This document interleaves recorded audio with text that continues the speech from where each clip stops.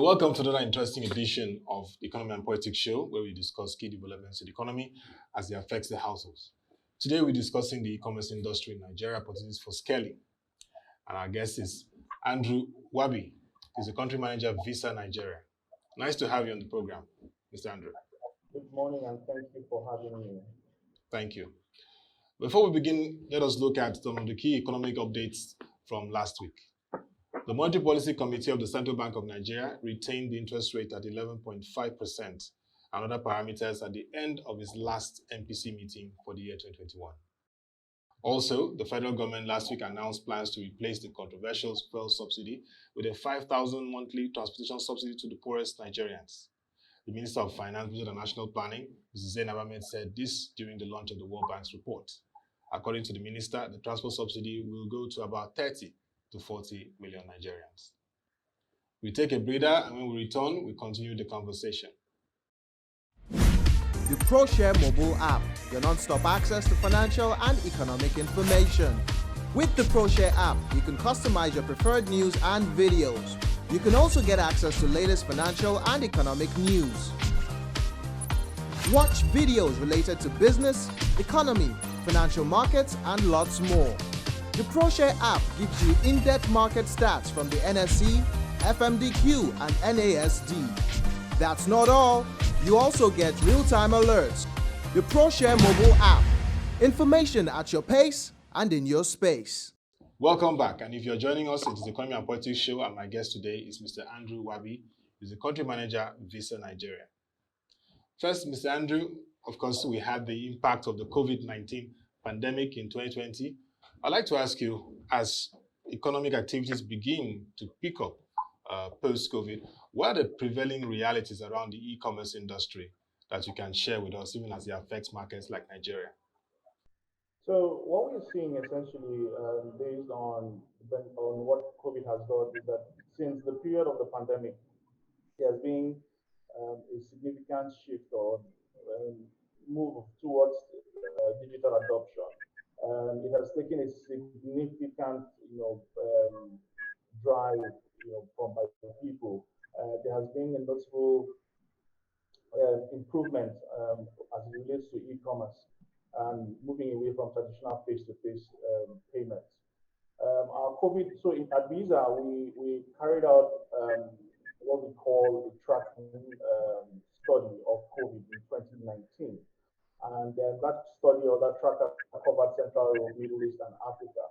And basically touched on areas around local merchants, categories, travel, events, cash, and digital etc. So what we found from that result, from that tracker, was that 84% of those that were surveyed mentioned that they are moving or they started to adopt digital payment platforms, and that digital payment platforms have had a positive impact not only on them but also businesses as well. Overall, the pandemic has provided opportunities for e-commerce sector as we continue to see growth in that area. We are seeing and we expect to continue to see shoppers purchasing online, particularly digitally savvy millennials as well as those older people that are getting themselves educated on how e-commerce and the benefits work. Very, very interesting to hear that digital adoption improved over this period.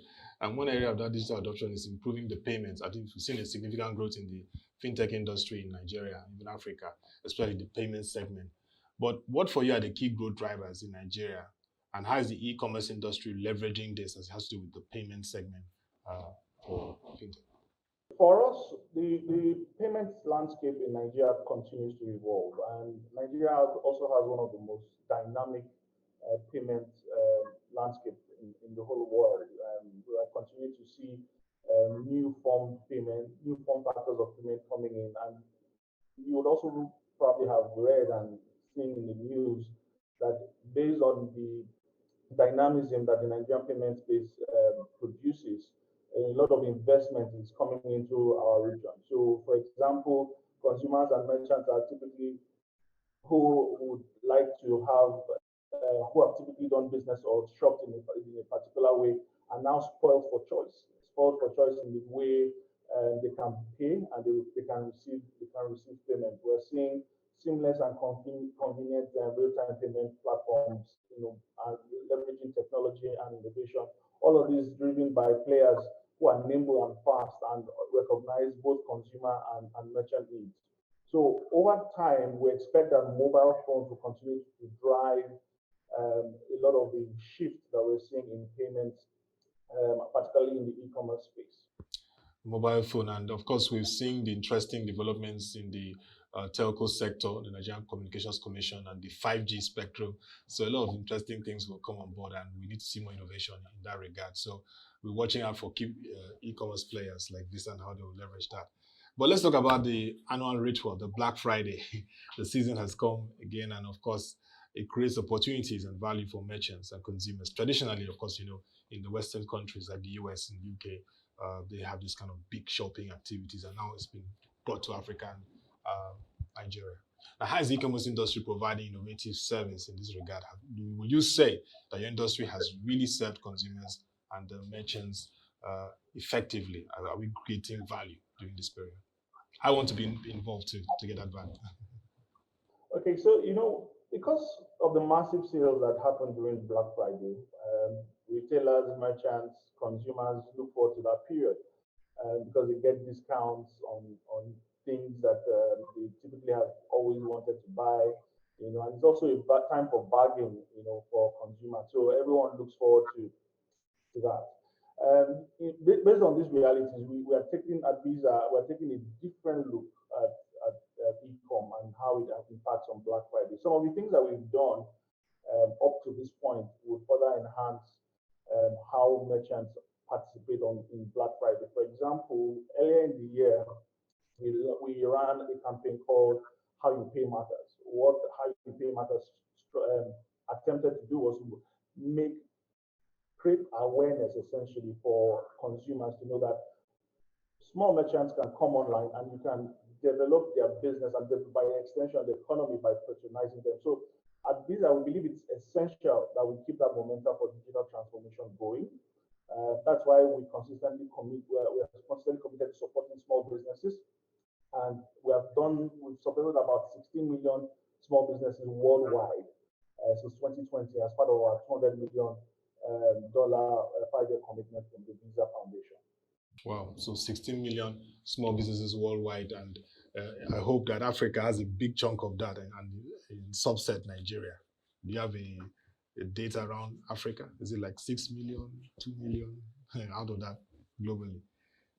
You may not have it there now, but just to take note that Africa also is top priority and Nigeria too, because that when it comes to merchants and e-commerce, Africa, the adoption is improving and they need to be encouraged. But it's nice to hear what you're doing for the small businesses.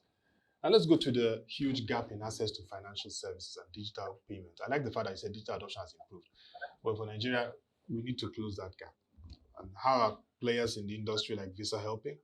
And what additional investments need to be made in the area of infrastructure to unlock economic opportunities? For example, Mr. Andrew, the issue of broadband penetration. So kind of infrastructure things I feel should be addressed. So we see that there's a huge gap, right? And a big inequality, disparity between access to financial services. And from last check, I think there are about 1.8 billion people around the world that still have no access to formal financial services, right? And if you look at it more critically, we recognize that there is an option, there is a demand, for people to come online or be financially included. So what we do at Visa, we are trying to bridge this gap by creating universal access and being more impactful in the way both consumers, merchants, and essentially the broader economy, have access to digital solutions and digital forms of bringing people into the financial space, because we believe that economies where everyone everywhere are uplifted, economies that bring everyone and everywhere into the financial space will thrive eventually. Very key. And maybe just on the side, maybe Vista and other industry players will be looking at some interesting collaborations like of Google, Meta now, formerly Facebook, who are even trying to do some big infrastructure things to enable digital transactions and activities. But what 2022 has a lot of prospects. As an industry player, what do you see as the outlook for the e-commerce industry in 2022? And what would be your message to entrepreneurs in the space?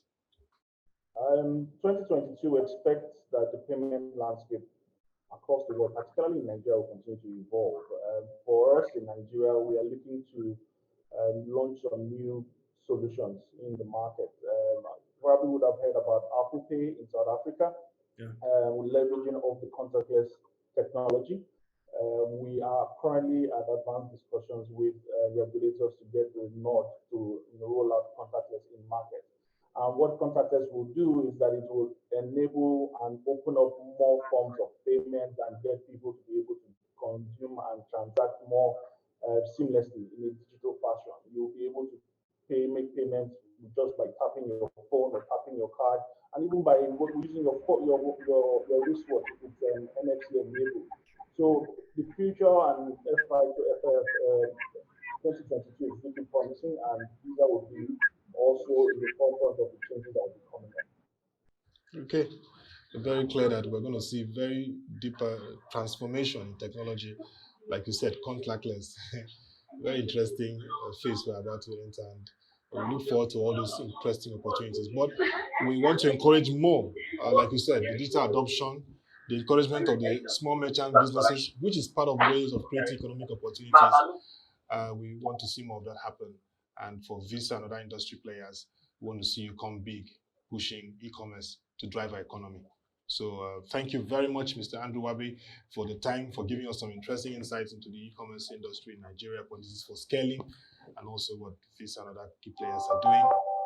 Hope to have you subsequently to discuss around the e-commerce market. And of course, I like the Black Friday. I hope that more consumers will benefit more and merchants. Thank you once again for the time.